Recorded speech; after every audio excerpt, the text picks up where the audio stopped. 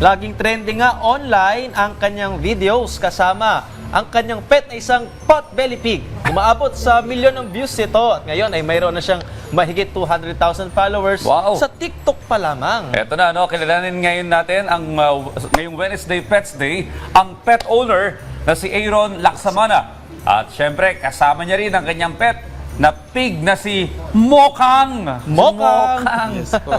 Mokang, good morning! Morning, welcome sa Morning Rising po. Shine Pilipinas. Morning po. Hello, Mokang. So, ilang taon mo nang inalagaan? Si Mokang po, 1-year-old na po si Mokang ngayon. 1 year old? Yes po. Okay, 1 year old. Talagang mahilig ka sa pag-aalaga ng mga Ganyang ano. baboy. Opo. Yan po, baboy. Tapos mga exotic po. Yan. Different chicken, different breed chicken po. Paano natin pababaligin si ano? Mokang, balik! Kaya nga eh. May alam ba yung tricks? Namamasyal na eh. Oo. Mokang dito. Mokang. Mokang, dito ang foods mo. So, Ayan, oo. balik na. Yan na. Naghanap ng pagkain kay ano eh, doon eh. Sir Aaron, saan mo nakuha si Mokang? Si Mokang po, nakuha ko po siya sa RCK Kennel Farm. Oh, okay. Bali, dalawa na potbelly pig ko, si Mokang at dalawa. si Bubbles po. Okay. Okay. Anong difference ng fat belly pig sa pangkaraniwan nating nakikita mga baboy? Okay po. Yung mga potbelly pig po, sila po yung pang pet type. Sila po hindi po ginagawang pang meat type po. Tapos, ang mga potbelly pig po, ganyan lang po sila kalaki. Okay. Hindi siya yung lumalaki talaga. Hindi po, maximum size Ito na na po yung yun. maximum, 1 year old, ano? Yes So, po. mahirap bang alagaan? Yung potbelly pig hindi po. Ang ano lang po sa kanila, matakaw po. Matakaw? Yes Ano ba po. ito kinakain niya? Ano po, Hindi naman dog halata. treats po. Dog treats po. Dog treats? Opo. Ay, ganun. Pwede rin sa Opo, kanya. pwede dog rin po sa treats. kanila.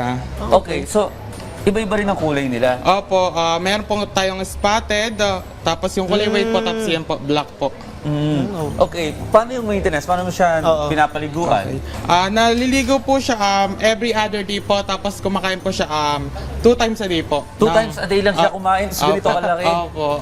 Pero sa bahay nyo, hindi siya nakakulong, kumbaga, or free to roam around Minsan po, naka-cage po siya, minsan po nandun sa bahay lang po siya. naman. Oh, Ilan yung alaga mong ganito? Ngayon po, 2 po, pero madadagdagan pa po sa susunod. madadagdagan pa. Okay. Paano ba pinaparami?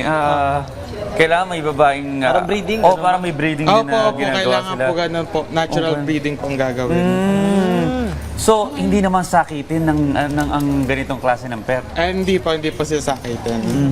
Actually po, madali po silang alagaan. Madaling. Opo, alagaan. madali. Ito, dog treats yung kinakain, pero ano talagang usual na kinakain pa? Okay po, ang kinakain po ni Mokang commercial pellet po, yung like feeds po, tapos mga gulay. Yan po. 1 year old pa lang, baby. Nagpapakarga pa sa'yo, ganyan kabigat na. Ano? Opo. Si Mokang. Nagpapakarga pa. Kasi baby pa yan eh. Malaki lang 1 year siya. old, no? Opo, mataba po sila. So ngayon, pwede siya indoor, sa loob ng bahay, nag-roam around siya. Opo, pwede po. Tapos bali kapag ganyan na po, ang hobby na po nila, matulog at kumain na lang po. Ganun po yung hobby po nila. Okay. Pero wala kang ibang alaga sa bahay? Meron po, meron pang Burmese python, python. tarantula, tapos Kakaiba talagang alaga mga mo. fish po. Okay. May talent ba si Mokang? Baka may talent siya. Dati po meron, pero ngayon Nawala po, yung talent? Opo, nawala po. Simula po yung naka-cage na po siya. Anong talent niyan dati? Ano po, nagsisit po siya. Dati po. Sit. Opo, sit po para pong aso. Dati nga, Aaron, sikat itong mga alaga mo online. I mean, hanggang ngayon naman, sikat pa rin sila, lalo na nga sa TikTok.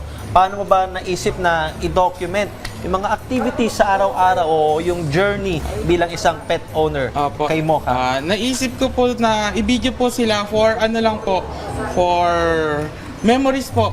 Kasi hindi ko po namamalayan. Ang dami ko na po palang pets. Tapos inano ko po sa video ko. Nakita ko ang dami ko na po palang naalagaan. Sa'yo nagdire-diretso na po. Okay. Ngayon, sa mga kababayan natin na gustong mag-alaga ng kagaya ni Mokang, ano ba yung tips mo sa kanila o paalala?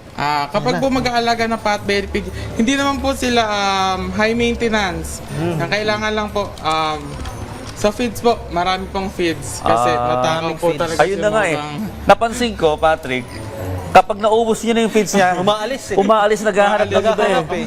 Kaya busog ba to? Hindi ko nga rin po alam. Basta pag binibigyan mo, kain na din Opo, ng kain. kain po sila ng kain. Tapos mamaya-maya po, makikita nyo po, nakahiga na po sila. Nakahiga. Oh, ilang oras ang tulog nila?